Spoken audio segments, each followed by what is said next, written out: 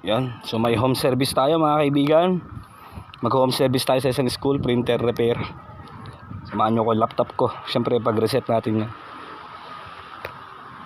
Yun, so nasa isang school tayo ngayon mga kaibigan. May problema sa printer nila man. So sa mga ganitong printer mga kaibigan, Epson L3210, L3110, mas madali na naman. So open nyo lang dito. Meron lang tayong tatanggalin dalawang screws dito sa may kabilaan. So gamit kayo ng medyo mataba-tabang screwdriver. Tapos iaangat nyo lang dito sa mga Epson L3210 no, pataas. Meron lang lock dyan. Itong yan, yung kulay black mga kaibigan ito. Tanggalin nyo lang, pwede nyo i-remove dyan dito sa kung sakali. Hilain nyo lang, no? And then sa Epson L3110 naman is pwedeng i-lift up lang natin agad. So yun, then tanggalin lang natin dito. Okay? At i-pump natin kung walang ink or print quality issue. Yun yung pangalawang cure na pwede natin gawin aside from cleaning. So ito ay Epson L3210. Opo. At problema is waste ink pad, no? So ni-reset na natin siya. Oh yeah. Okay na, nag-print na. Ngayon, ang isa pang na-encounter nila ma'am na problem is ito rin, yung print quality niya. So ngayon, binuksan na natin. Ito naman yung pinaka-basic na pwede natin gawin eh. Tignan natin kung na-empty yung internal link storage niya, no? Sa loob dito. Kung na-empty yan, possible na wala talaga siyang ibubuga. Or kung mayroong excess na air din, so kailangan nating i-pump. So ganito yung ginagawa ko na basic ng mga kaibigan. Kung walang ano dyan. Meron lang akong syringe dito na pang 10 ml. So, yun. Hirap ng walang camera. Ay, ng ano, walang cellphone holder. So, nilalagay ko lang siya dito. Wait lang. Yan. So, ganyan. Nilalagay ko. Then, pinapump ko lang siya para mapuno ng ink yan. Okay. So, yan. Hanggang sa mapuno. Kasi ito, na-empty na kanina mga kaibigan. Ganito na yung itsura niya kanina. So yan. So hopefully mag-work. Na-reset naman na. Ngayon mag-cleaning pa tayo later on mamaya. Later on mamaya. Ano ba naman yan? Yan.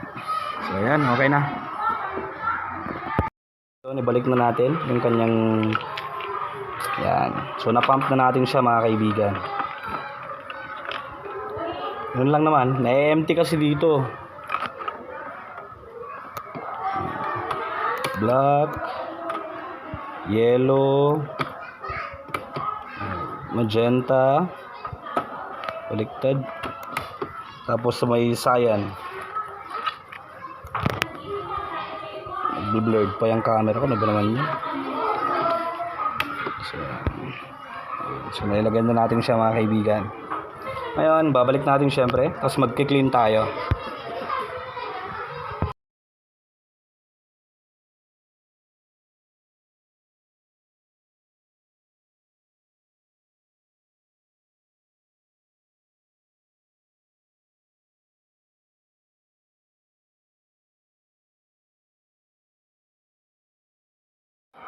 Okay, so try na natin ulit mga kaibigan ng pangalawang test print natin pagkatapos nating pangalawang beses na mag-clean.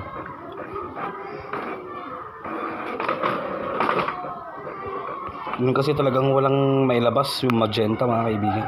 Kakaproblema tayo sa print head dyan kung sakali. So far na-restore na ang blue. Okay na rin ang blue. Okay, so nakuha natin sa pangalawang cleaning mga kaibigan. Yan. Para mas klaro tayo, isa pa. Isang cleaning pa. Tapos palalagyan ko na lang din ng ink dito, no? Kasi syempre, kapag nagki-clean tayo, may nasasayang lumalabas na papel na ink. So far so good. Okay. So pagkita natin kay ma'am, okay naman na yung kanyang print quality. So isa pang kuan mga kaibigan. Isa pang clean.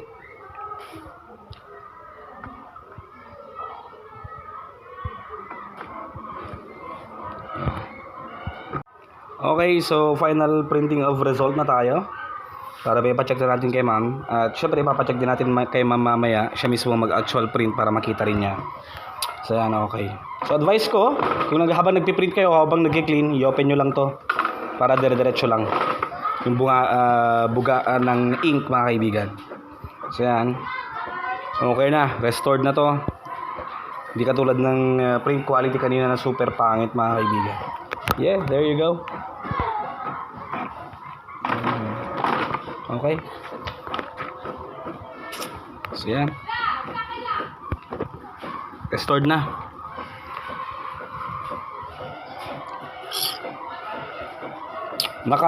Alam to mga kaibigan, naka-draft lang yan. Pero okay na siya. Yun.